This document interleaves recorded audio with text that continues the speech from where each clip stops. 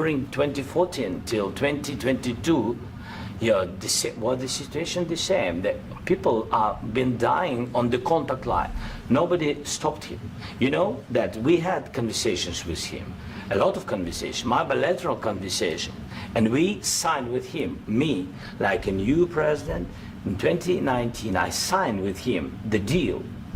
I signed with him, Macron and Merkel, we signed ceasefire. Ceasefire. All of them told me that he will never go.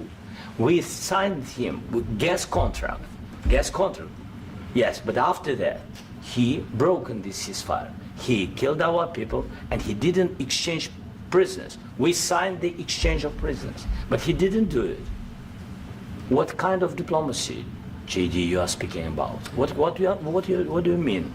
I'm talking about the kind of diplomacy that's going to end the destruction of your country. Yes, but if you Mr. President, with respect, I think it's disrespectful for you to come into the Oval Office and try to litigate this in front of the American media. Right now, you guys are going around and forcing conscripts to the front lines because you have manpower problems. You should be thanking the President for trying to bring an end to this conflict. Have you ever been to Ukraine that you say what problems we have?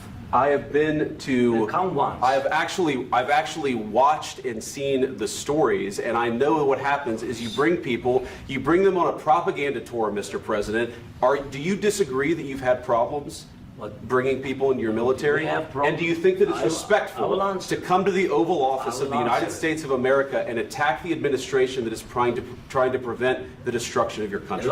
A lot of questions. Let's start from the beginning. Sure. First of all, during the war, everybody has problems, even you, but you have nice ocean and don't feel now, but you will feel it in the future. God bless. You don't know that. God bless. God bless. You will not have a war. Don't tell us what we're going to feel.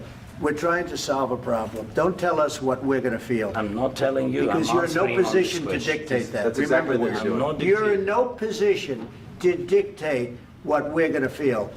We're going to feel very good. You will feel influence. We're going to feel very good and very strong. You will feel influence. You're right now not in a very good position. You've allowed yourself to be in a very bad position, and he happens to be right about it. From the very beginning of the war. You're not in a good position. You don't have the cards right now. With us, you start having cards. Right now, you don't. You're playing cards.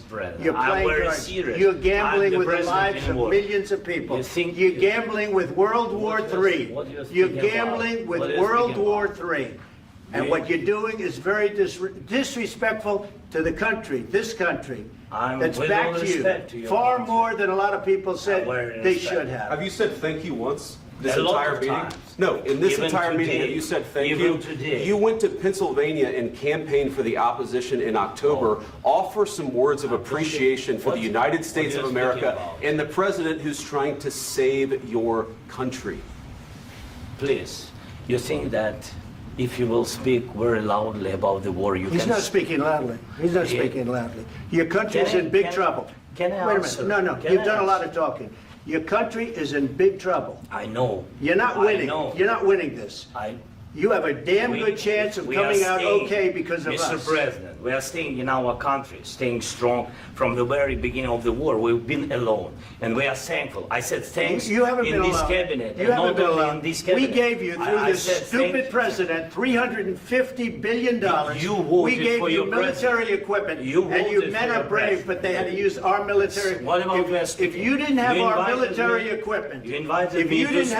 military equipment, this war would have been over in 2 weeks. In 3 days. I heard it from Putin. In 3 days. This is something maybe new. Less. In 2 weeks. Of course, yes. It's going to be a very hard thing to do business like this. Again, I tell you, just say thank you. I said a lot of times to American people. Accept that there are disagreements, and let's go litigate those disagreements rather than trying to fight it out in the American media when you're wrong.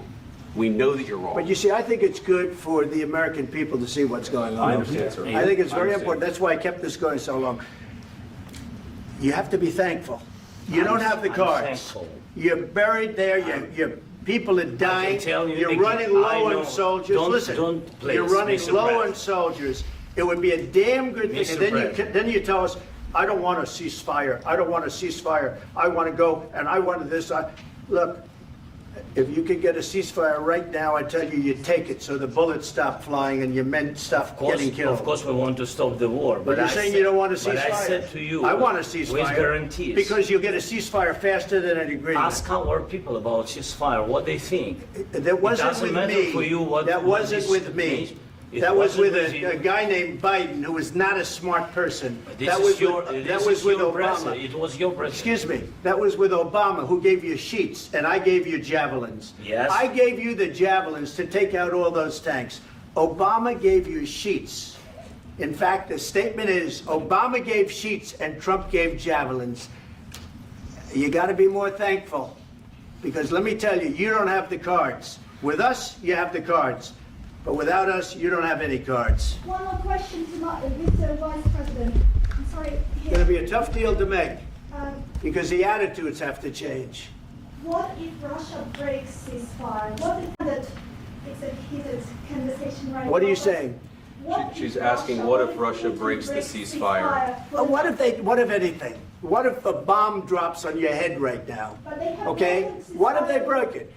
I don't know. They broke it with Biden because Biden, they didn't respect him. They didn't respect Obama. They respect me. Let me tell you, Putin went through a hell of a lot with me. He went through a phony witch hunt where they used him and Russia. Russia. You ever hear of that deal? That was a phony Hunter Biden, Joe Biden scam. Hillary Clinton, Shifty Adam Schiff. It was a Democrat scam. And he had to go through that. And he did go through it. We didn't end up in a war. And he went through it. He was accused of all that stuff. He had nothing to do with it. It came out of Hunter Biden's bathroom. It came out of Hunter Biden's bedroom. It was disgusting. And then they said, oh, the laptop from hell was made by Russia. The 51 agents. The whole thing was a scam. And he had to put up with that. He was being accused of all that stuff. All I can say is this. He might have broken deals with Obama and Bush, and he might have broken them with Biden. He did, maybe. Maybe he didn't. I don't know what happened. But he didn't break them with me. He wants to make a deal. I don't know if he can make a deal. The problem is, I've empowered you to be a tough guy. And I don't think you'd be a tough guy without the United States. And your people are very brave. But you're either going to make a deal or we're out. And if we're out, you'll fight it out. I don't think it's going to be pretty, but you'll fight it out.